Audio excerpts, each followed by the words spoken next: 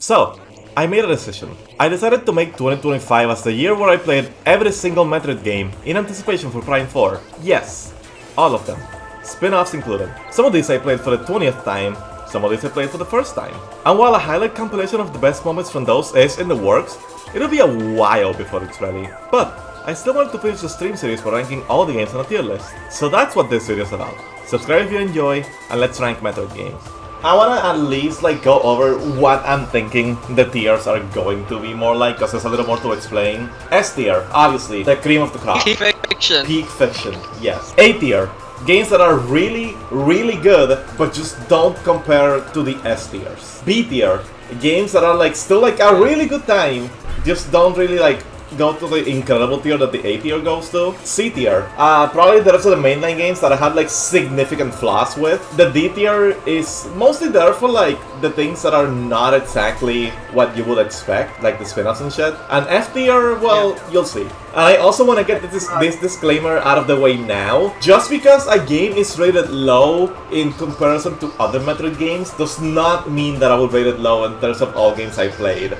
So a D tier in this list would be a B tier on every single game I played, kind of thing. There's not really a bad game in this library. Exactly. It's everything is at least decent. Exactly. I'm gonna be ranking the games in the order that I played them, more or less. So let's start with the OG. A lot of people put it down in F and say that the game's horrible, but I've been saying time and time again that this game actually holds up pretty okay. I will put it in B tier personally. I really enjoy the game, and I really enjoy how open it is in comparison to the rest of the Metroid games. It has some NES jank, and it's not as polished as some of the later games would be, but I still really like it, so I think putting it in B tier seems fair to me. I think in terms of art design, it's honestly amazing. Yes. As you said, it's super open. I think it actually, in terms of replay value, it's actually just native replay value unmodified. It's actually one of the best. Yes. It's not really that fun. It's it's just fine. To actually play it, it's okay. But as far as NES games go, it's definitely one of the best. Yeah. So I would put it at the very top of C personally, but it's good. It's very solid. That is a very reasonable spot to put it in. I just have a soft spot for it, which bumps it up to B personally. Yeah, but I get it. Alright, the sequel, Metroid 2. So right now I'm debating if I like Metroid 2 more than Metroid 1 or not. I think I'll put it above. I'm debating if I speak up at any point about all this. My initial thought also for the original Metroid was also going to be C, but I think put the second Metroid just a little below the first. I don't think it's a massive difference between the two. While mechanically it is a hint better than the first game, I think it's mostly a hardware limitation thing that I think makes it end up better. I think I'm inclined to agree.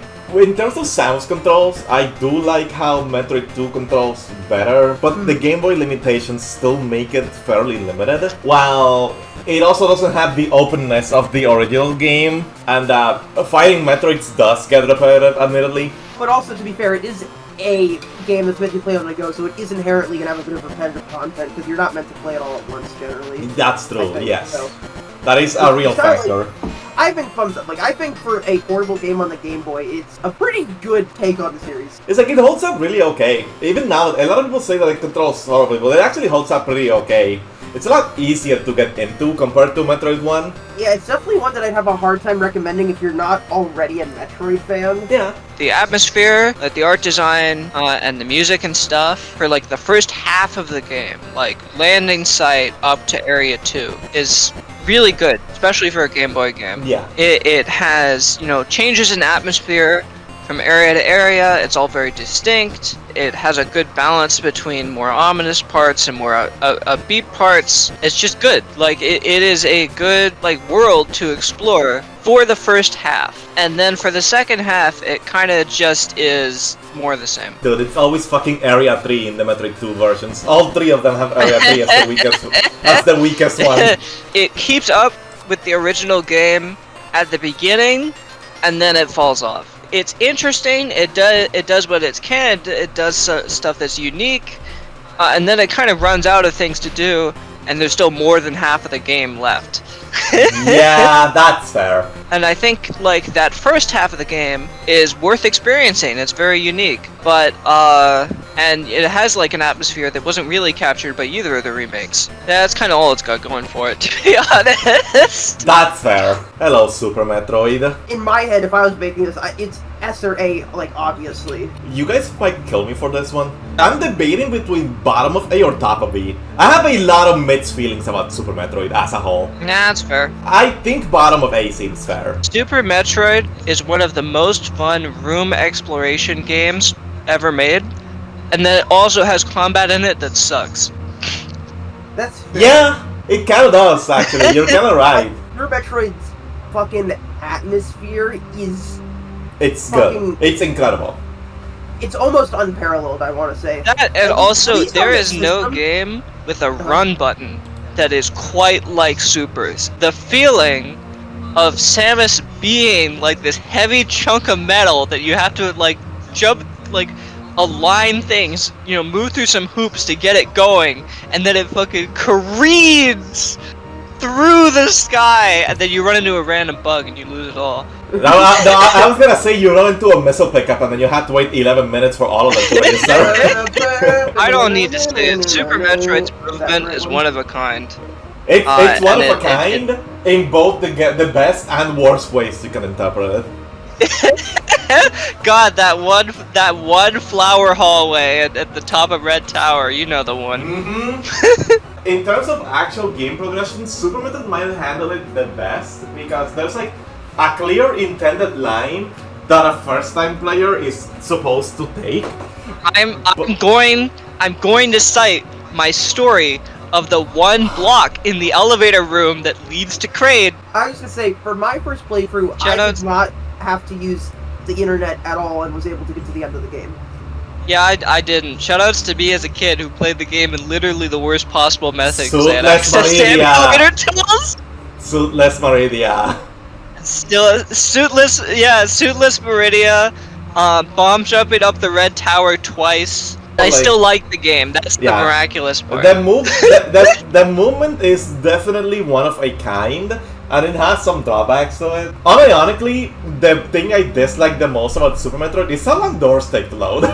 What do you think about the wall jumping? I love it. In terms of specific wall jumping, I think Zero Mission implements it better than any I other think games. Zero Mission and AM2R do it better. And that also has to do with the fact that in Super, if you do a neutral jump, you can't respawn until you touch the ground again, which you can do in the other yeah. games. For some reason, if you wall jump while holding a charge beam, it uncurls you. Like, I would like to like wall jump infinitely and pseudo screw something, you know? Like, I still think that A tier, like bottom of A tier, is like the best place that I could put it. I just have a lot of mixed feelings about it. Like, it's good, obviously. I don't think I'm able to put it in S, considering what I'm thinking of putting in S. Yeah, that's fair. Speaking of, do I want to put Fusion in S? Yes, I think I do. I think it's like the very bottom of S. every single one of my complaints is like specifically relating to 100%ing the game, and also like 2 rooms in Sector 2. If you're not trying to 100% the game, like if you don't care about the fact that nav rooms lock you in, if you don't care about the fact that you know the fucking security space jump screw attack, security room screw attack wall. Oh. The fucking the one tile breakable ceiling above the Sector 5 data room, everything in that one fucking hallway in Sector 6, you know the one. Yeah, That fucking pickup pipe times 8. yeah. If you don't care about 100%ing the game specifically, Fusion is literally a perfect experience. And if you do care... It's just 100% is hell. And if you do care, then you're probably like me and have gone insane and memorized all that shit. So it's Yeah. not even that big of an issue. I still think it is. No, I know. When I was originally thinking of making this tier list, I envisioned putting Fusion in A, but because I've been playing so many randomizers, I've just been thinking, man, Fusion really is like almost the perfect game, huh? I still have a bit of bias, because this was the game that introduced me to the franchise. This was my first. A lot of the linearity is not gonna bother me, because that's how I thought Metroid was for the longest time, and all Metroid games are linear to some degree, except for like the first one and Hunters. Putting enemies in places where fighting them like feels good, but you also have a reason to fight them. Yes! Actually, Fusion does this better than like literally every other game in the entire franchise. Dread is also really good at it. Yes. Both of them. The story is also really good. And I don't typically care about the story. Yeah, no, Fusion just has a good story. Like, we take it for granted, but like, It's no, good. Fusion's like, just actual narrative is just good. There's so many ways they could have fucked it up, right? I like Prime 3's story for what it is, but it's pretty bare bones. Yeah. I like it, but it's pretty bare bones. The Fusion just has a good story. Yeah, it's just satisfied. It does everything it needs to do. It has tension. It has twists. It has twists. There is not a moment in the Metroid franchise that is as like raw of like finishing up the reactor, going into like deep sector 2 and having the SAX fucking waiting for you. Yeah.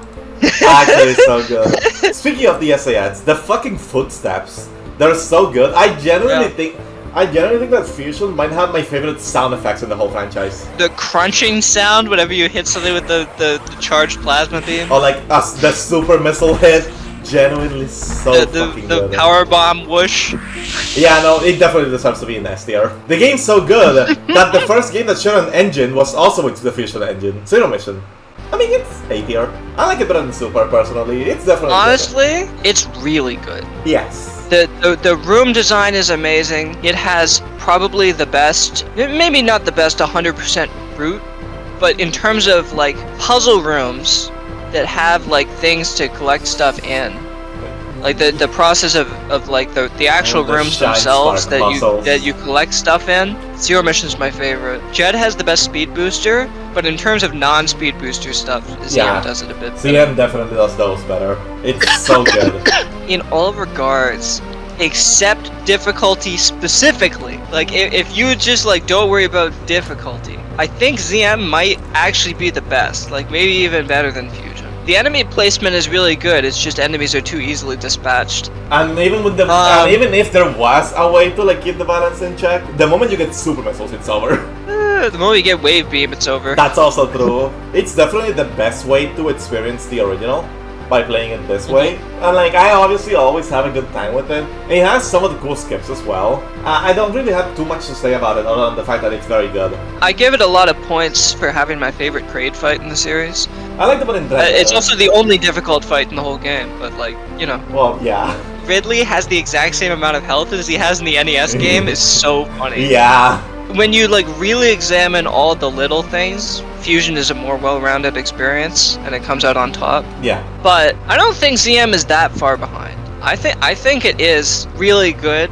It's just AM2R is kind of better ZM. Yeah. A lot of the time, so I feel like it kind of gets put lower. Just kind of as a result of that, it's like, yeah, you know, I love ZM, but I could play AM2R, better ZM, or Dread, better ZM too. Yeah, I'm looking at the next batch of like 3 games, AM2R, Samus Returns, Dread, because like they all like relate to each other in some way. Because like these are both remakes of Metroid 2, and then you know Samus Returns and Dread are like the Mercury Steam games. We just talked about Zero Mission, and you just said how AM2R is just better Zero Mission. So I'm gonna put it on the top right now. Even though it has the linear parts of Metroid 2, it works around it so well. Honestly, AM2R's movement might genuinely be my favorite movement in the whole series, even more than Dread.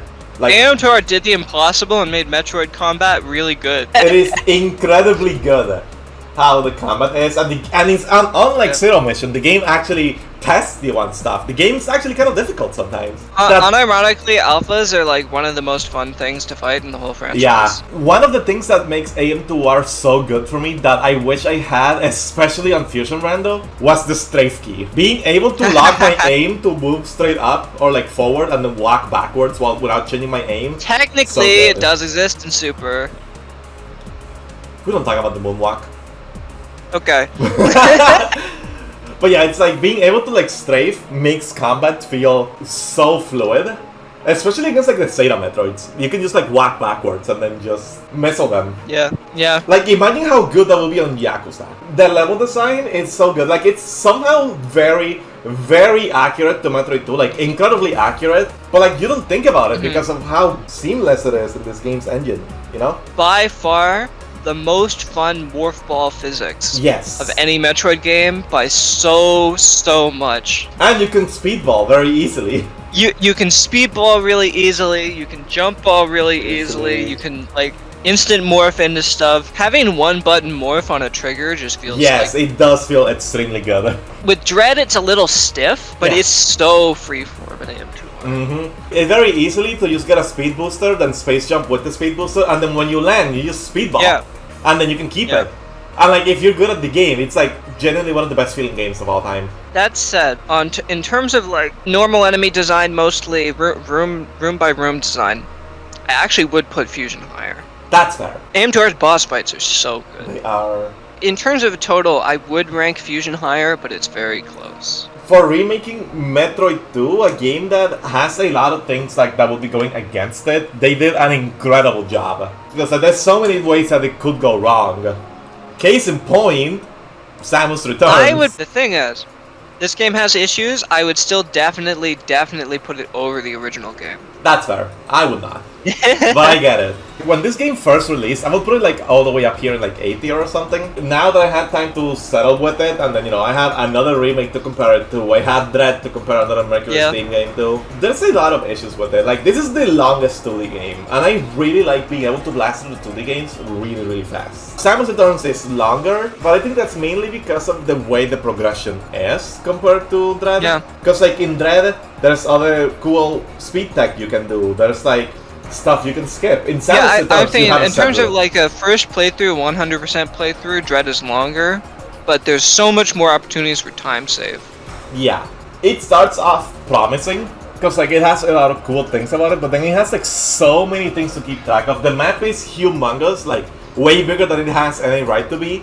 And near the end, part of it kind of just develops into Mario Maker enemy spam. I'm sorry. Like, at least you have the screw attack to mitigate it a bit, but then they add enemies that literally punish you for using your screw attack. So it's like, okay, what the fuck? And there's so many like little puzzles for like a super missile, which like it's cool that the puzzles are there, but they definitely overdid it. The randomizer has like nearly 300 checks compared to everything else. It's a little bit excessive. Yeah. And unlike AM2R, they didn't really add many boss fights. Like they made Arachnus into a proper boss fight, and then there's the Diggernaut and Ridley. But like the Diggernaut, I am not the biggest fan of the Diggernaut because it works for what it is, but that kind of boss design where you have to like wait for the vulnerability to open up, it's not really my kind of boss design. I always prefer a boss that you can technically hit whenever. You just have to know like when to take a risk to not get hit. The game's still like very good, obviously, but it's like it has two significant flaws for me to like put it like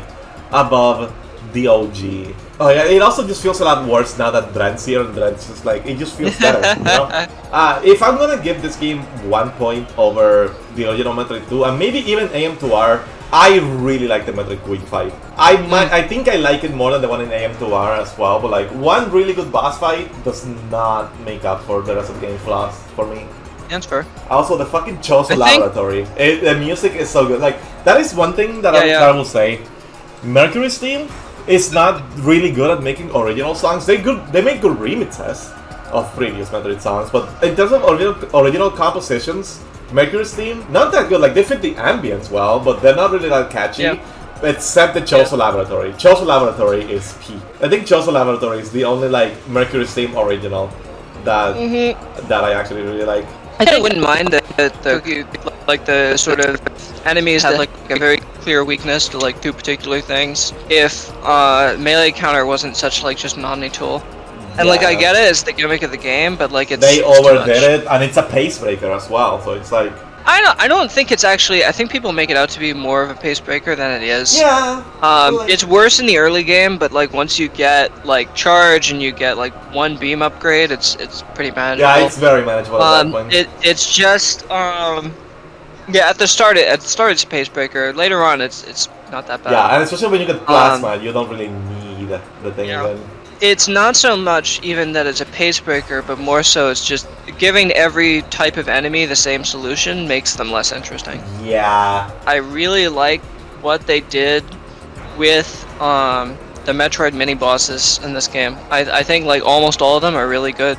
Yeah. I know people don't like the Zetas in this game that much. I did. I like pretty much all. I of like them. the Zetas. The Omegas Yeah. just kind of feel like a waste of time, but honestly, that's kind of universal across all 3 versions. Like, you use tank damage and pump them with missiles and hope for the best. I think I like the AM2R Omegas better because the weak spot is so small that it's like it gives you that thrill, that good feeling when you actually do hit it. I think I actually like Samus Return Gammas more than AM2R Gammas, but only by a little bit. That's fair. I fucking hate Samus Returns Gammas because they just run away. The actual fight, like, it's fine. It works. But while Samus Returns have other flaws, Metroid Dread, the soundtrack's like the only real, like, major complaint I have. It definitely goes in S tier. I'm debating if I want to put it above AM2R or below. Oh yeah. The soundtrack's like my biggest complaint about it. A lot of other things about the game are like excellent. The bosses, Fucking real good. Oh! The Okay, no, movement. okay, sorry. This is such a specific thing. The fucking first boss is so fucking cool. Corpius? Specifically the part... Oh, Corpius, yeah. No, specifically, I'm talking about the part where fucking Samus is walking away from it, and then it's like still alive and looks back like, are you fucking kidding me right now? Yeah. is one of my favorite fucking things in the entire series. That's so fucking good. That is one of the best things about Dread. It makes Samus look so fucking badass. I'll say I think Ravenbeak is my single favorite like boss fight in the whole franchise. That's fair. It is a really good fight. I think it's a little too long for me to say that, but if it was a little shorter, then yeah, 100%. Ravenbeak is definitely in the top 5 for me, like, easily. I don't think I would put it above some of the stuff in, like, Prime 2. Okay, if we're including 3D, like you know I'm crazy about Dark Samus. Well, yeah. Dark Samus 2, but yeah. The level design in Dread is incredible. There's like enough sequence breaks for you to be able to like kind of make your own route once you get to a certain point. And they were actually based and didn't patch out the glitches except for like the one that literally gives you invincibility. The community found a stronger version of it that doesn't give you invincibility, but like still gives you skill, and they didn't patch it out. So I unintentionally did significant sequence breaking on my first playthrough of it too. Remember when I got the true attack in the fucking cold? And you were just bewildered, Omi? Yeah, I was like, huh? I just said to myself, look at that gap that the game doesn't want me to go in. I'm gonna go there, and then I did. And then I got the screw attack way out of fucking order. That's funny. Great. A weak game wouldn't let me do that, but Metroid Dread isn't weak. Yeah, Metroid Dread is very strong. It's very based. Experiment C57, my beloved. I love that fight so fucking much. I thought you didn't like fights where you had to wait around and dodge stuff. Yeah, but like, it's a different case, because like, you can still hit it a lot of the time, it's just that, you know, it has a good balance. I love Ravenbeak because it's like the one boss fight where cross bumps are actually optimal. And then the escape is so good, I love doing the escape, I love all the Shine Spark stuff. The crumble beam! The crumble beam! the literally the most vindicated moment for like any longtime Metroid fan in the whole franchise. And it's just get those crumble blocks out of here. Actually fucking incredible. I love the Emmys so much. Every like Emmy room in the entire game, for like all of them, is designed with like so much like intention. Every single one of them has like 3 different ways you can route your movement through them, and they accounted for all of them. They're so good. There's so many of them. But for regular rooms, it's kind of a weird thing. If you're going towards an objective, if you're going from like point A to point B, the rooms are really good. The enemies are placed in like smart locations. They take just enough effort to deal with most of the time, until you get to like, you know, high-end pseudo screw type stuff. That's pretty normal.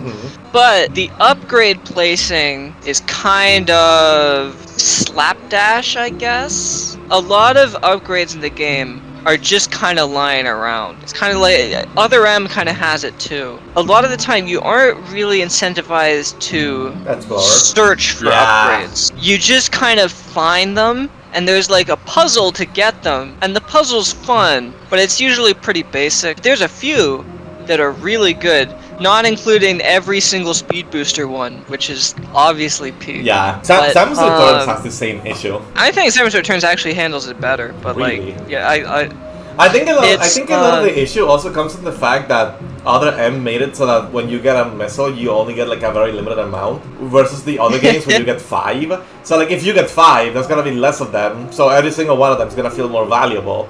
Thus, make a puzzle Yeah. with it. if you're just trying to get through a room, they're great. But if you're trying to explore a room, it's kind of underwhelming. Yeah. It's not bad, but if I had to like really dig deep and complain about something in Dread, that probably be the number of like rooms in the game where there's like a corner that you blow something up or you poke around it and there's a hidden passage to an extra room is like in the single digits.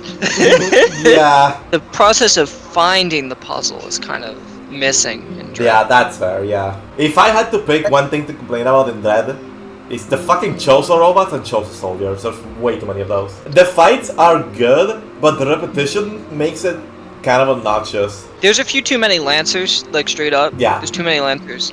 But in terms of the Gunners, I actually don't mind how many fights there are because they're all in really different rooms. So it does change like how you That actually is interact. true, actually. Also, I realized I forgot to mention my favorite fucking part of this game. I know Eddie brought it up, but the fucking Emmys, man, are so They fucking are cool. so good, because like, Okay, Speed Booster Emmy, my Okay. beloved. genuinely, like, a lot of Metroid games have made me unsettled and uncomfortable, but Metroid Dread is the only one that, LMAO, made me feel dread and fear. LMAO. I think the Emmys are excellent, because like, unlike the SAEs where you can just kind of like follow the script and be fine, this one you actually have to like interact. They are placed in such positions that there's always like a workaround if you know what you're doing and if you're fast, and the act of actually killing them, like the quick kills for the Emmy, like ever since I started speedrunning Dread like years ago and I quit, I still have not missed a quick kill on White Emmy a single time, and it feels so good every single time. Almost every single Emmy room in the entire game gives you the leniency to fuck up one time and recover yourself, but you have to do everything perfect after that mistake. Yeah. Every single Emmy room in the entire game manages to keep that up while still being distinct, and that is like Really crazy to impressive. me. If there's one thing I have to complain about the Emmys, fuck Green Emmy. His spawn points are the worst. Alright, are we done talking about Dread for like 20 minutes? I only talked about it for like free, but yeah. Well, yeah. Metroid Prime, this game, they really adapted a lot of cool shit into 3D. Like, they really made the worlds feel unique. They look beautiful, especially on remastered on the Switch. It looks beautiful. It looks incredible. God, Metroid yeah. Prime, I think, has They made Phase on Minds look good. They made Face on Minds look good. I think Metroid Prime has my favorite soundtrack out of any Metroid game, period. It's genuinely incredible. The ambience is good. The atmosphere is good. They nailed the UI. They nailed so many things about Metroid Prime, like on their first attempt at making a 3D Metroid game. And yet, I can only... Please put it above the original Metroid. No. Oh, only Okay. No. your I ass was fucking holding that around as you I know. you fucker. I know. I've been planning this bit for like a month now. Yeah, I know. Okay, I was about to say, for me personally, with how this list is arranged, I would have put it between Super Metroid and the original Metroid personally. That's fair. Because again, I'm just not huge on 3D games in general, so that's like a me problem. But it's pretty fucking good. Like, I still think it works a little better in 2D than 3D, but goddamn. I also agree that I like the 2D games more than 3D, but it's like I have far too many issues with Metroid Prime. While the combat itself is good, the enemies, and especially some of the later bosses, can feel like damage sponges sometimes. They just take like far too long to actually like kill. I really dislike the progression approach that Metroid Prime has, especially in the middle of the game. I'm just gonna list this one example. Thank you, Gravity Suit! Yeah, literally that. Like the sequence, you go to Fendrana Drift, get Super Missiles, get Thermal Visor, which, by the way, on Remastered, it looks really bad. I don't know why. So you go out, you go fight Tardos, get the Spider Ball, Yeah, you beat Thodos. and then you go to the elevator and say, uh-oh, I need Ice Beam. let's take this elevator through Magmor Caverns, go to the entirety of Magmor Caverns, end up in Chozo Ruins, do this final region section over there, get your Ice Beam, go back to Fendrana with the Ice Beam to go through that door, go into that one cave that stumped me as a kid because I didn't realize you could drop down the stalactites, but that's a me issue. Yep, same here. Now, that room also sucks because there's a grapple beam enemy there, and you would think that you would grapple, but no. You get your gravity suit, and then after that you can lead back to where you got the ice beam to take a shortcut to Talon Underworld, so that way you can go in the underwater section to access Space on Mines. Or like earlier in the game, you get Boost Ball just to backtrack to the beginning of the game to get Space Jump just to go back to Fendrana. It's like, or like when you a lot of things in the game do become better with the acknowledgement of early Space Jump and repeat playthroughs. Well, but obviously, but like it's still like not as breakable as the 2D game, so it's not as easily breakable. without out of bounds, that is. Well, duh, but I think that goes into a different level. Like in the Face of Mines, all the beam pirates. Ah, the beam pirates. They just take a while. Even though like your mandatory like logic routing in Prime 1 does suck, on a room by room basis, I think it might be like my favorite map of the 3D games, like by a lot. That's actually. fair. It's really good. A lot of the enemies in Prime 2 are even more of like a damage sponge. They're either even more of a damage sponge until you get like a particular like nuke button for that specific enemy type. And then in Prime 3, enemies are kind of too archetypal. Like almost everything is just something that stands around and shoots. Prime 1 hits a good balance. You know, a lot of the boss fights kind of suck, but like, you know, it's their first attempt. And they got better at that, so... Yeah, the Meta Community is gonna kill me for putting it this low. I think Magmor, even though it's infamous because you have to go through it 4 times, I think Magmor, the rooms are really good. I wish it was 4 times. It's like 6 or 7. Of any area, if you had to do any area in the game 6 or 7 times, that's the best one for it to be, I think. If it didn't get me sick of the song, I would agree. It had literally the most influential super missiles in the whole franchise. And like super missile idea that's so good, every single Metroid game after it will copy it to a certain extent. Yeah, I do like how they handled it. Like the super missiles were handled really well. I really like space jump boots in the 3D games because like having a double jump just feels so. Any game that has a double jump just feels good. The sidestep is like super underrated. No, you're right. Prime games. You're right. The sidestep feels so good. It's versatile. It works well for basically every enemy in the game. It just like it feels snappy from a movement perspective. It's just good. Yeah, the lock-on's really good. The original control schemes, they did what they could for the time, but like a more modern control scheme now, like makes all the mishaps of that like a non-issue. Like be it playing Prime Remastered with a more traditional, more like modern control scheme, or like playing with the Prime hack with a mouse and keyboard. Whichever one you prefer, like they're good. And like they really handled it really well. The morph ball puzzles and stuff, they're really good. The boost ball. God, Boost Ball. Everyone loves Boost Ball. Everyone loves Boost Ball. Right, Sonic the Hedgehog? Anyway. I would put the game just under Super. It has a wonderful world, but the way you're forced to go through it sucks. Outside of like 4 or 5 fights, which are really good, every other boss fight in the game is like quite bad. Yeah. Oh, the Chozo ghosts. Like sure, I don't mind them. Sure, you can use Lee, but I don't like the Chozo ghosts. I was gonna say you can just super missile them, but yeah. Yeah, that's also true. All the final bosses are really good. Thordis is really good, etc. But like, really drags on. I like it, but I get it. Yeah, it has a lot of good things about it. I just think that the problems drag it down too much for me to be willing to like put it any higher. But I know that's a personal thing, and not everyone's going to agree with this. I think a lot of the reason why I'm so harsh on Prime 1 is simply because I played Prime 2 first. Which, by the way, let's talk about Prime 2. This is my favorite 3D game, like, hands down. Almost every single one of the issues that I had with Prime 1 was fixed in Prime 2. Like, Prime 2 obviously, like, has some issues of its own. Like, the soundtrack's not as good, the early game world is, like, not as beautiful. I don't really care for Prime 2 visually, outside of, like, specifically the tutorial section, Sanctuary, and Sky Temple. That's fair. Prime 2 visually is probably the weakest of the trilogy. I love brown. I love brown and purple. Brown and purple, yeah, that's like the whole color scheme of Prime 2, brown and purple. Mandatory Hell Run, by the way. Mandatory Hell Run, the video game. There's only one boss fight in the game where you have to fight the boss in a room that damages you with no safe zones, which is Boost Guardian. Quadratus also. Was it? I mean, you have so much health by that point. Yeah, it doesn't matter in that Not enough point. damage to matter, but yeah. I really don't think Boost Guardian is that bad. Oh, I love it. I think it is bad, but it's bad in ways that are interesting. Like, it's one of the weaker fights in the game for sure, but like, it's a work. When I say bad, I mean difficult. It's difficult, but it's difficult in ways that really are love cool. the bosses in Echoes so fucking much. I mean, yeah. As They're I said, so they good. got a lot better. They got a lot better. Like, even the early ones, like Amorbis are really good, like Cheka is good. Dark Samus, what? the Dark Samus fights, Quadratus, my beloved, Emperor Ing at the very end.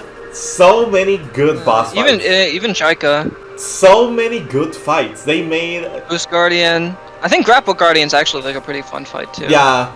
I know a lot of people hate Spider Guardian. I don't. I love Spider Guardian. But then again, Spider Guardian... I mean, literally the only ones that like I'd say are like not great are like some of the really early game tutorial fights are just kind of underwhelming. They're fine. like Jump Guardian or like Dark Missile Trooper. I was no, that guy's fine. He is what he is. But I was like the Bomb Guardian, Jump Guardian. Oh, Gibble. It's a boss fight for like one of the Federation Marines being corrupted by the darkness, and the reward is a missile tank. During a randomizer, I was able to glitch the missile tank through the wall and able to pick it up, so I had to soft reset.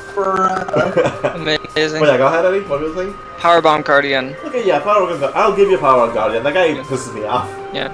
Alpha Blog. Okay, yeah, that's fair. Alpha Blog is definitely like the weak But point like, there. you know, the pretty much like every other fight in the game is like Yeah. pretty good at least. And then of course you have Dark Samus 2 Absolute in cinema. that elevator, which is my favorite fight in the whole franchise. I think now we need a picture of Dark Samus doing the absolute cinema pose. But yeah, it's like Absolute corruption. we haven't gone there yet. The structure of the game too, like you're kind of focusing on one area at a time, even with the Dark World. The puzzles that involve using the Dark World, like going like back and forth between them, affecting things in one world to go into the other. They're basic, but I think they're pretty good. Yeah, they're really good. I wouldn't go that far, but they're not bad. Okay, that's fair. The only times that you're required to like backtrack through an area, you have like open shortcuts and shit. Like you're able to like go out from Sanctuary after you get the Spider Ball to go get your power bombs at the bottom of the turbos, and then after that you open a door and you're back in the Sanctuary like immediately. And because you also don't have to backtrack too much, you can also like explore around to look for pickups that you would have missed otherwise. So many things with Prime 2 are like just the mirror of how they are in Prime 1. Yes. It's like, oh, the boss fights are really good now. It's like, hey, the overall like plot structure of how you navigate the world is way better. But The visuals. I don't really like the rooms themselves that much. Or like the visuals are There's, like, weaker. the regular enemies are kind of annoying. That's fair. That's very fair. I will say that one thing in the Dark World that's like an orb with like the four tentacles that turns intangible if you don't shoot it in a light zone. That thing is the single most aggravating enemy in the entire franchise, and it is not close. Oh, yeah, fuck those guys. Worst enemy in the entire franchise, and it's not close. Yeah, 100%. Once you get an Annihilator beam, you can just shoot a light zone with the Annihilator and then it will just die. But like, other than that, it's just really, really obnoxious. Alright, let's talk about the beams real quick, because God, I love them. I love the Dark Beam, I love the Light Beam, I especially love the Annihilator Beam. I kind of have mixed feelings on the Light Beam, but the Dark Beam is the single most fun beam in the entire franchise. That's fair. It's basically like Ice Beam if it was like, you know, not something that I hate. Because I'm still like the #1 Ice Beam hater, but like Dark Beam, I love Dark Beam. Light Beam's definitely the weakest of the beam combo is really fun too. The beam combo. Just kills things. Just make a black hole. Dude, remember when I made a black hole and I skipped the elevator phase on Dark Samus 2? Yeah, it just ended. It just ended. It just hard cut. It was so good. And Annihilator Beam being OP. I think Emperor Ing might actually just be my favorite fight in the 3D games. God, the music. The music. Emperor Ing music for both Phase 1 and Phase 2. They're both really good. And the Escape theme, as a soundtrack overall, Prime 1 I like better. But Prime 2's bangers hit real good. It is funny, but because like it really is like all the things I like the most about Prime 1, Prime 2 actually does kind of badly, but it also does the things that Prime 1 does badly way better. Yeah, So and because the things that Prime 2 does way better are the things that I personally like a lot more. That's why I put it significantly higher compared to Prime 1. I think I like Prime 1 more than I like Prime 2. That's fair. And a lot of that just comes to the minute-by-minute experience of walking through rooms and like exploring stuff, which takes up most of the game time. I just like it a lot more in Prime 1. But God, those highs in Prime 2. That's fair. They're so high. That's entirely fair. I like how we're just talking about the competition between Prime 1 and Prime 2, despite the fact that there is a Prime 3 to talk about as well. Well, yeah, I love Prime 3. Prime 3 goes at the very top. But For you. It goes somewhere in A Yeah, tier for me. I don't know exactly where in A tier I would put it. But I think I'll put it here. it takes all the things that are really good about Prime 2, and it keeps up with doing them, and it takes the things that are really good about Prime 1, and it kind of sorta mostly does them. And it also has Wait, Eddie. most interest. Yeah. I had to put it up here because he has Randus' Gamer Cave. Yeah, you're right. And it has the most interesting, like most engaging, and in my opinion, most difficult, like hard mode of any Metroid game. I haven't actually played that yet because, like, you know, we're in the games that I like. Yeah. Haven't played now. Like, I hadn't played until the marathon now. But, like, I really, like, enjoyed my time with it. I do wish you could turn off the hit system so that way I will have to, like, you know, move around and figure things out. Yeah. But it's really not that big a deal because I probably would have It's figured it okay. out. They'll do anyway. it whenever they make a re-release. The room design in Prime 3 is good, the upgrades are good. The point of controls, like, I don't like holding a Wiimote for very long because it's just not a very comfortable controller for me. But Prime 3 did what it could with it, and, like, the pointer actually works really well. And, like, obviously there's bosses design on the fact that, you know, you lock on, but your pointer is free aim. And, like, I thought that would be an issue, but, like, having your free aim there is actually a benefit. I actually really like doing that. Like, it's engaging. Like, I died a few times. You saw that I died a couple times. I love the Golem guy. The Golem guy, who's the boss of the first Leviathan seed. I love that fight because on paper it is not that difficult, but you have to really manage your health. Yeah. Because you need to spend health to damage him. He has a lot of health. You have to make every shot count. Yes. And you can't get hit too much. And it adds up to a really interesting combination of things. I also fucking love the Gandrada fight. That is my second favorite fight in the whole That's franchise. it's really good. Like, all the, like, Yeah. fights with the other hunters, like, they're good. Randus the Gamer, like, getting your ice missile as well. He just bonked your head with the giant ice cube and you died like 3 times. It's crazy. Yeah, he really did. Randus Gorb literally hey, catch, and throws the entire fucking ship. Yeah. Like, the story's not too crazy, but it has its moments. And it's funny. It's good. It's good for what it is. Pirate Homeworld. Pirate Homeworld. Pirate Homeworld. Metroid Project Dread. Pirate Homeworld is my single favorite area in every Metroid game visually. Like, just period. It's beautiful. I don't know how many. So I don't pretty. know how many points I want to dock for that one energy cell puzzle that I had to, like, go back and forth. Because, like, part of me is like I want to dock at some points, but, like, at the same time, it's like There are worse things. there are worse things, and also, like, it's only needed. Thank for you, 100%. Fusion Sector 6. Yeah, there's, like, there are worse things, but it's just gonna. And also, like, I don't need all the energy cells. I only need, like, 5 of them to beat the game. Yeah. I find it really funny how in Prime 1, the Choso locked out the Impact Crater via the artifacts, so that way only the Chosen one can get things. In Prime 2, the Ing hit the keys to their house very And far Prime away. 3, and in Prime 3, the order of batteries to the GFS Valhalla is running 2 weeks late, and Sarah has to run to her local convenience store and procure 7 AA batteries. all of that just to get the Wi-Fi password. I do like the approach that they did, but, like, you don't need them all, and, like, as you go through the game, you kind of just, like, get them naturally. Because that's definitely better than, like, having the artifacts be, like, mostly late game except for, like, a few, and then especially in Prime 2 having to get almost all the keys on late game. Like, Prime 3 does do that a lot better in my opinion. I will say the final boss, me with the brain, was kind of like, what? It was also not the best final boss compared to like Prime 1 and 2. It's fine. It's fine. It's definitely weaker than the other ones, but the first phase against Dark Samus. It's so good. Absolute cinema. It's so stupid. I love that it's like literally. It's like, okay, I cannot win head on. I'm gonna pull every single gimmick I have at the same time. And it worked. And it works. It's so good. Literally, fucking JoJo poses, does a cartwheel and splits into 3. It doesn't compare to like Prime 2 and Fusion for me, but like it's up there. It could probably go. My opinion could probably go up if we play it again. Rip that panel again. Solve that puzzle by twisting the same way every single time.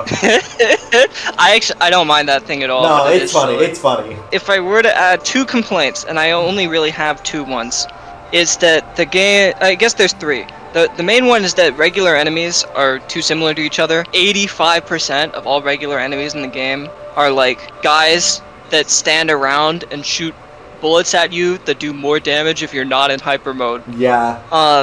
Which is not great. And then there's too many fights that are just like hordes of enemies back to back. Yeah. Like just a horde battle of like tons and tons of enemies. I like the one in Elysia specifically while the thing's falling, but that's like the main one. All the others are just whatever. The one around like the battery, not the battery, but like the shield towers in the first area. Yeah, in Brio before the first seed. Yeah. I think that one's was my favorite. Those ones are good, but like I don't have kind memories of those ones because I did them and then my power went out before I could save. Yeah. So I had to do it. I think it's a good fight though. It's good. It's cool to have to pursue objectives while you're dealing with the enemies. Yeah, that's cool. And like the one in Elysia while it's falling, like that one's really good. And then lastly, I don't care for Skytown. Like just in general. Skytown looks pretty and has good music. Actually going through it was hell. Zipping everywhere while aiming was kind of annoying. Like actually going around the area wasn't that great, but like a lot of other stuff in there was good. It has some good fights. Yeah, it has it's just yeah. In terms of like exploration, yeah, it's pretty weak. I don't care for it. Yeah. That's about it. Like literally, those are like my 3 main complaints. I think like the rest of the game, it's just peak. I think the enemies take a little too much. Are a little too spongy when you're not in hyper mode, and a little too weak if you are in hyper mode. Like. Oh, definitely. Generally, like not every enemy, obviously, but like a lot of enemies kind of feel. I don't mind it as much because I think health management, as a result of the gimmick, is really interesting. That is fair, yeah. But it is definitely a complaint to be had. And you know, as a consequence of it, you have significantly less of a toolbox than you do in other Prime games. The way you approach encounters very linear. Oh, that's a good question. Which version of Prime T bots do you all prefer? The one with Dark Samus. This one. Behind Samus. This one. The default one. It's like some good ones. I think I like this better as well, but like they're both good. I didn't even realize that this was like a different one for the longest time until I saw it here. So it's like, yeah. Irene, girly. The toolbox. So like that, you have a lot less of a toolbox relative to Prime 1 and 2. Your options for combat are like pretty limited between. I mean, basically just like, you know, the core tools, beam, missile, bombs, etc., and then your hyper mode options. The electric lasso is actually one of the single most interesting upgrades in any Metroid game, but you get it really late. So you don't really get to appreciate just how interesting it is, because there's just not that many things to use it against. You saw me try to use like the death ball on enemies. That also reminds me. One more thing about Prime 2. Multiplayer. I love multiplayer on it. I actually got a lot of fun times with my brother as a kid, and also with another IRL friend of mine a while back. Gonna cite that as a point for Nintendo Land when we get to it. Okay, that's fair. But yeah, it's like the toolbox, like it's not as crazy as the first 2 Prime games, but like for what it does do good stuff. The Plasma Beam and the Nova Beam do feel good to actually use after a bit. The Hyper Missile, the Ice Missiles for like utility purposes, having the bomb. True, Ice Missiles are very versatile and Alright, so the one game that was part of the marathon that is not in the Steer Maker is Nintendo Land. And I think by principle I have to put it here. What do you mean? It's good for what it is. It's just not quite what I'm looking for when it comes to Metroid. Like, it's a good... It's got double Ridley in it! Actually, do I want to put it... I think I enjoyed it enough to... I think part of the issue was also because I played it with a broken gamepad. It's going above Metroid Prime 1. Nah, I'm gonna put it above Metroid Prime 1. Yeah. It's like the bottom of C tier. Like, it's fun for what it is, it's just very different compared to like... Double Ridley is really good. I can't even deny that, it's just really good. It's got Double Ridley in it. It just straight up has Double Ridley in it. I did all the missions, I didn't like get all the, special record. Yeah, you didn't roles. play Gunner much, and you didn't play like the multiplayer, but like Yeah, because I couldn't do that you did all the because I missions. do not have Wii Motion Plus. But I did do all the missions, which is like, you know what, that's good enough for me. Like, I enjoyed my time, it's just very different from like the rest of the franchise that I can't really like compare it very well. Yeah. It does have one of the better remixes of the Ridley theme.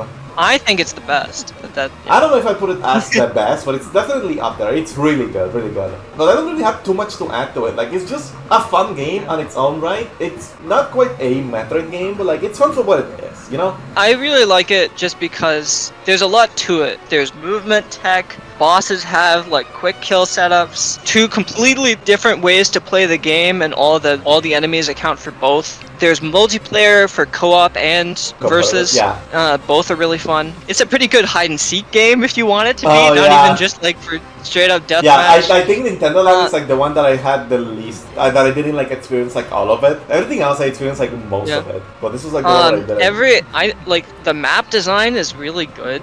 I think I agree there. Yeah, all the maps are really good. It's simple, but it does like literally everything it can with what it has, and I think that's like impressive. Yeah, that is very impressive. It's good. And also those extra missions, they're pretty crazy by the end. Yeah, like having to fight Kraid while an immortal Ridley is harassing you is just peak. That is actually peak. That was funny. Thank you for mentioning Prime Hunters with mouse mode, because now we talk about Prime Hunters, and yeah, I'm gonna be honest with you. Absolute cinema. Yeah. Like, I don't know if I would have docked points for the original control scheme, because I did not like it when I first tried it.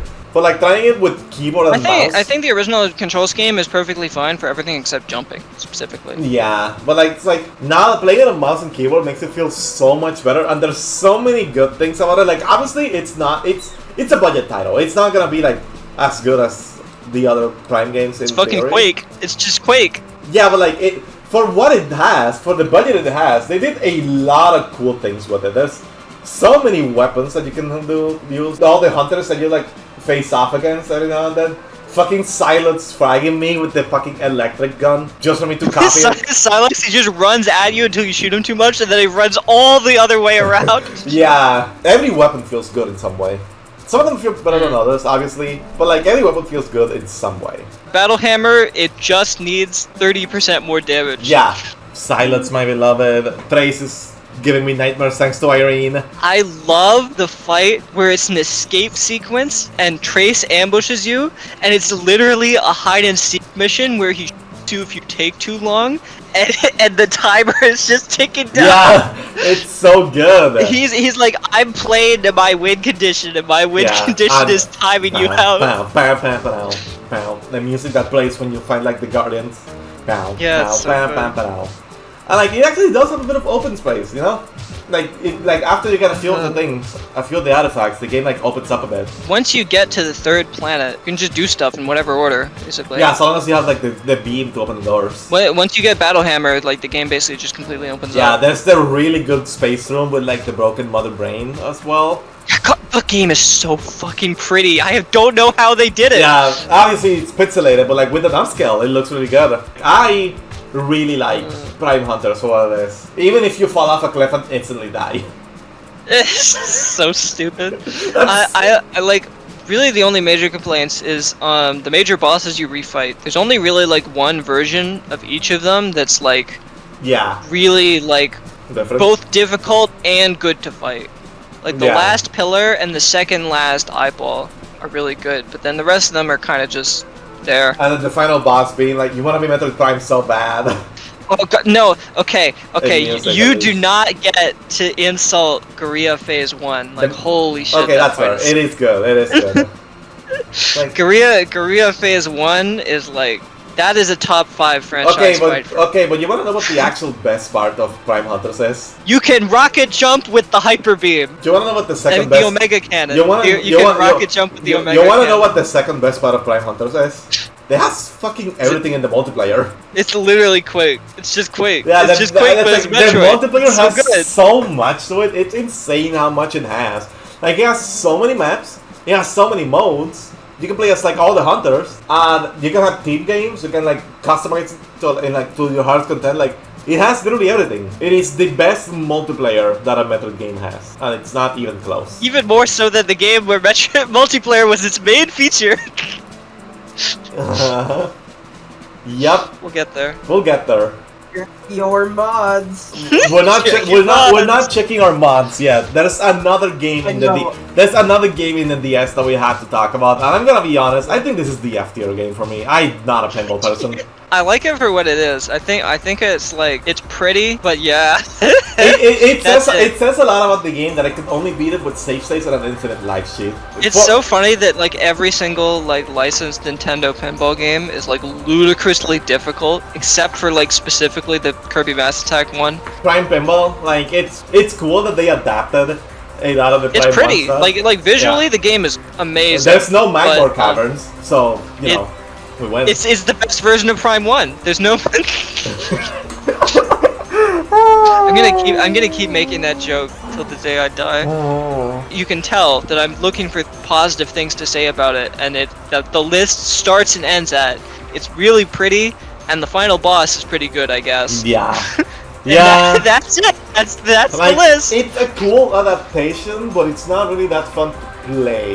It's kind of how I feel. Also, there's not much to it, to be honest. Yeah, like the hard mode is just starting at level 2. The boards are decent, But but there's only like 4 5. of them. 4.5. I do like the Ridley fight with the artifacts. Yeah, the multi-ball. The multi-ball. That's good. That one's good. Both the final bosses are like really good. But Yeah, like, it's- but like getting that's to it. them is hard and like obnoxious as fuck. It's the only game that's gonna be in the F tier, spoiler alert. I am not putting yeah, the other stuff in the F tier. That D tier is looking a little empty. There we go. yeah. It is time to check your mods. Check your mods. your mods. The game, because it's a multiplayer-centric experience, we had a lot more fun with it than we should have.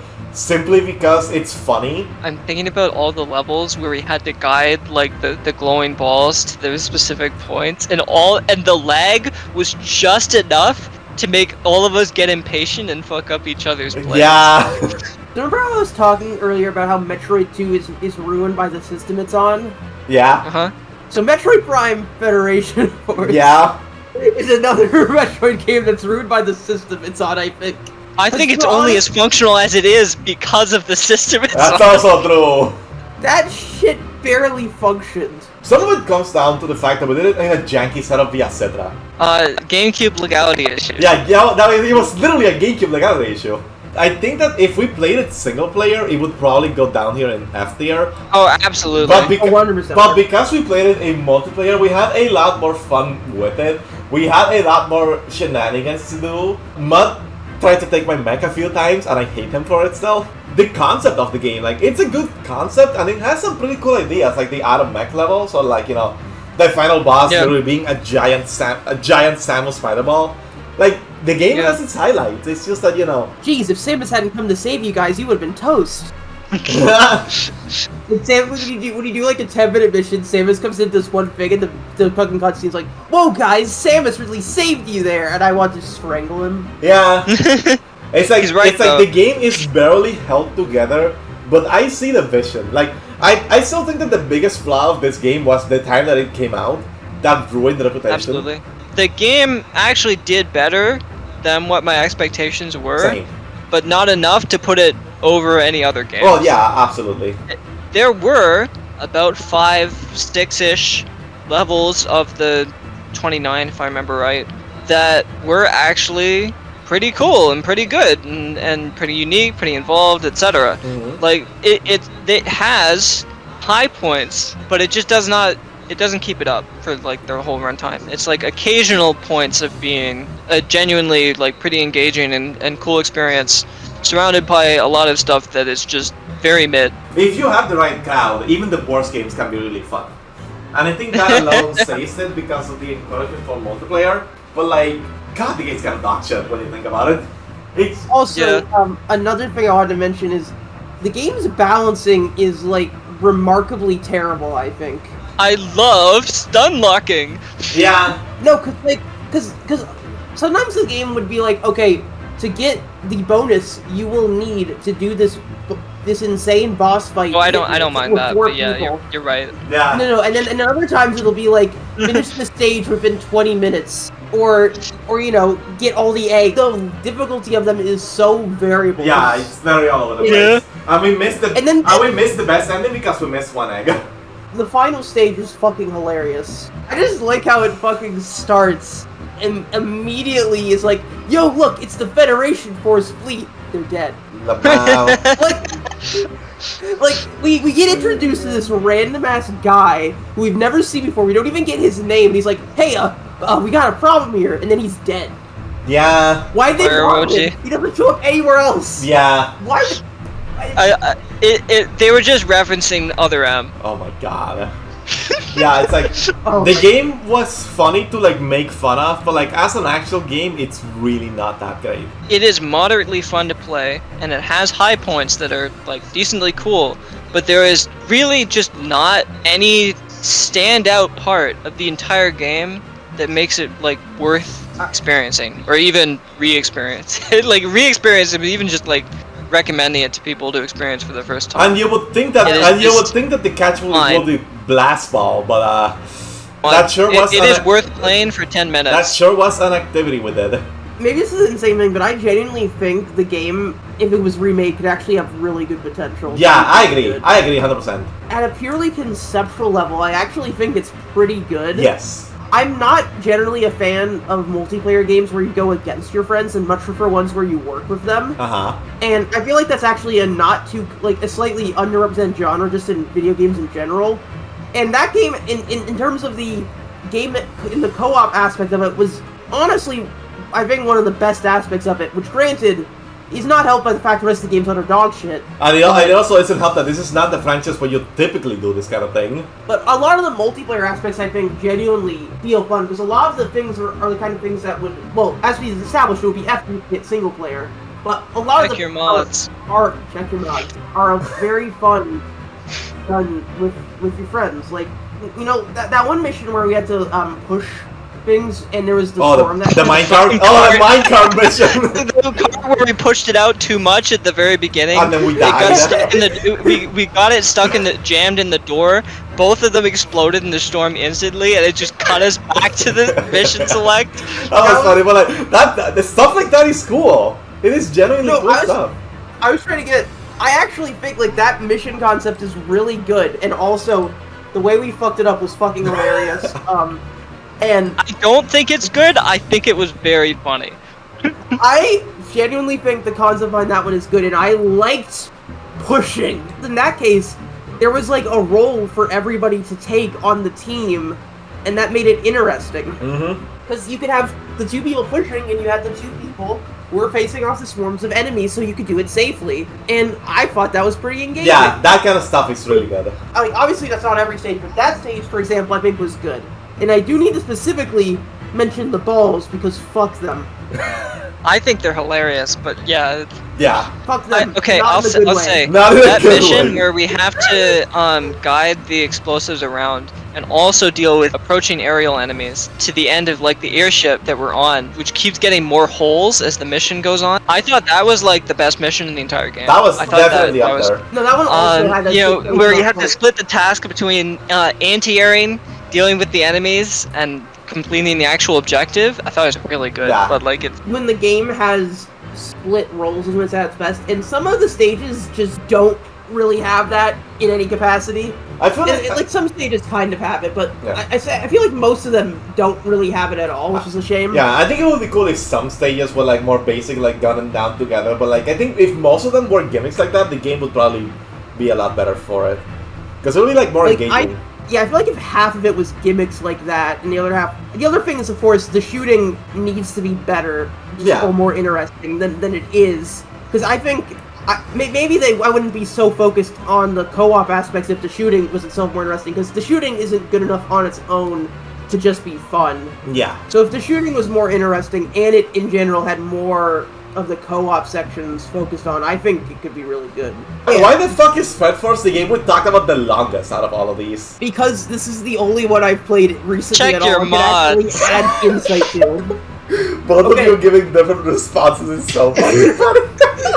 Okay, Olmi, if I had played any other Metroid game recently, this is probably how long we would have talked about them. That's true. It's, I think, easy to talk longer about things that have potential more than things that just succeed. 'Cause you can just be like, yeah, it's good. That's fair, actually, yeah. Okay. Everyone knows I'm addicted to things that are dog shit, but are dog shit in ways that are interesting. And that's what Metroid Prime Federation Force is. Yeah. I'm on the fence about that. Speaking, I'm not on the fence about this next game though. Yeah, speaking of things that had a lot of potential, hi, other M. I am going to commit a cardinal sin that everyone in the fandom is gonna hate me for, and I'm gonna put it above Metroid Prime. So I'd put it above the original Metroid, but that's just me. actually, do I want to put it up in B tier? Oh! I'm debating it, because I had a lot more fun with this game. I'm less upset about it being in B tier and more at the thought of it being above Metroid Prime. Well, Yeah, of course. deal with it, because you're not, That's the because meme. you're not gonna beat that. This is the lowest I'm willing to put it. I don't know if I'd put it above the original Metroid. And it comes down to the fact that my thumb hurts from using the D-pad far too long. You know, fair enough. The story of Other M is ass. We all agree that It's so ass. It's so Affectionate. ass. Affectionate. Yeah. So, The lack of soundtrack It's makes me literally like unredeemably terrible, in the best way possible. sad. Yeah. It's seriously so remember bad. me? But it has that funny moment where bro just kicks the bug and starts using Get it. away from me! It's so good. Ah! It's so good. It's so bad that it's hilarious. Adam, are you seeing this shit? But like the actual level design, like it's not bad. It's a little basic, but like it works for what it is. You must acknowledge The actual the weight com- of your Yeah, crime. yeah, it's like the actual combat is good. There's a cool speed tech where like you jump on an enemy and then you miss on them after. Like there's a lot of good things going for it. Like the actual gameplay of Other M, like obviously it's not as good as the games like up here. Like it's not like Aim2R, it's not like Super, Yeah. it's not like Hunters, it's not like Prime 2. But like it's still good for what it is, and the gameplay doesn't have nearly as many drawbacks as these two do for me. If you can look past the fact that you have infinite invulnerability, and instead, you know, from a difficulty perspective, you have infinite invulnerability, and as long as you play patient, you effectively have infinite health. Yeah. If you instead look at the game from like, how can I like beat fights as quickly and efficiently as possible, it is remarkably in depth for like how simple the moveset is. Yes. Instead of thinking about is like, oh, there's a dodge that gives you unlimited invulnerability, instead think, how can I position myself to be Yes. inside hitboxes as often as possible to quick charge back to back Yes. to back to back. Yes. I said this during the game, like during the playthrough, like 3 times, and I'll say it again. Other M is a game where you need to go in with your expectations at the bottom. Yes. But if you do, if you know everything that's terrible about it, Mhm. and you put your expectations at the bottom, legitimately, you can only go up. Like the game is really cool in very little ways.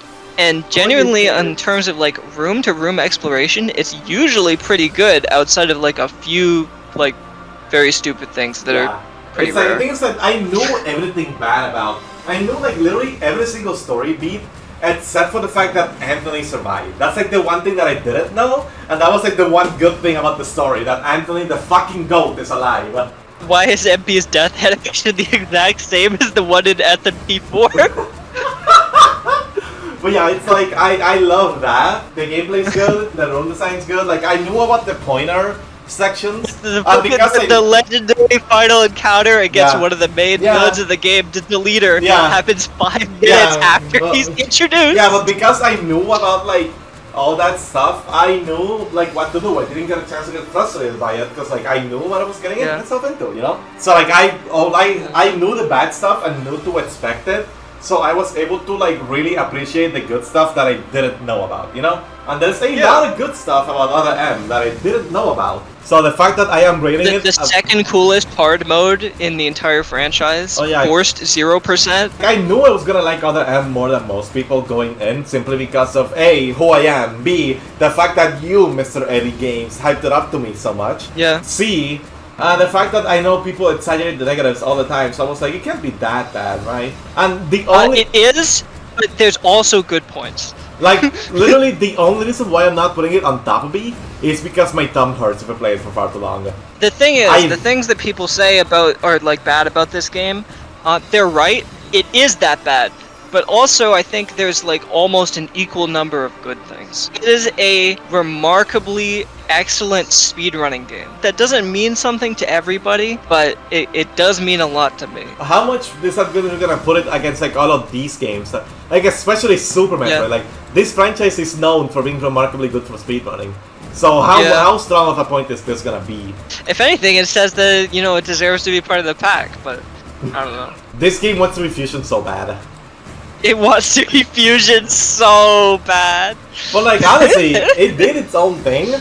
And it didn't stick the landing and everything, but like where it stuck the landing really well. Every time it introduces a villain, you fight them once immediately, and then they leave to die off to hype up the next bigger and bigger villain. Yeah, but the actual boss fights were good. Like the really fight is still really good there as well. Every boss fight in this game is a banger. Like, I don't think there's like a bad one. The tutorial fight of like the blob that you just like shoot a bit, still has speed tech. Yeah. There are proximity things you can do to instant kill like phase 1. I saw everything. Let me double check the list to see if I'm actually happy with this. Dread, Echoes, Fusion, Hunter, Zero Mission, Prime 3, Super Metroid, OG, 2, Other M, Prime, Samus Returns, Nintendo Land. Fed Force, Pinball. I guess I'll throw this in F for making people impatient as fuck. Yeah. No. Oh, I can't get it out now. Of the 2D games, best soundtrack. I think it's between... I'm gonna say Fusion. Yeah. But Super's is really good. Yeah. I think for me it's between Fusion, AM2R, and CM of the 2D games. Not Super. Yeah, and that's like... Super has some good bangers. Like, when Super's music hits, it hits hard. Like, Brainstar Red Soil, my beloved. Another time it spends time being average. All the Meridia themes have grown on me a lot. The biggest hit of Super is Magmore Caverns. No, it's like Low Norfer, and surprise, surprise! Samus Returns and Metroid Prime. Say it like it is. Magmore Caverns. And the Nintendo Land also, like, I'm gotten sick of it, admittedly. I'm listening to Norfair right now, what the fuck? And as I mentioned earlier, my favorite soundtrack of the 3D games is actually Metroid Prime. I even said it's my favorite soundtrack in the entire series, it's just that good. But, here's the list. Seeing this list out of context is going to make some people wring the pitchforks out, which, honestly nothing new for me. I tend to have pretty unpopular opinions, but that's just how I feel about these games. At the end of the day, I still have a lot of enjoyment for every single game in this franchise, so even the lower ranking ones are games that I will occasionally revisit and have a good time with. Except for Pinball. Anyways, that's it for this video. I'm very curious to see what opinions people have on this. I wonder how many people will actually be on my side versus those that completely disagree with almost everything I said. And I'm also very interested to see the people that have opinions in between. Whichever side you fall on, let me know in the comments. I love engaging in discussion like this, so if you want to be as detailed as possible, go nuts, I will read your comment. The marathon highlights should still be in the making as we speak, but it's still going to take a very long time to make. And at the rate things are going, Prime 4 is probably going to already be out by the time this releases, so it might be included in the highlights. I mean, this video by itself already took so long. The highlights are gonna go insane.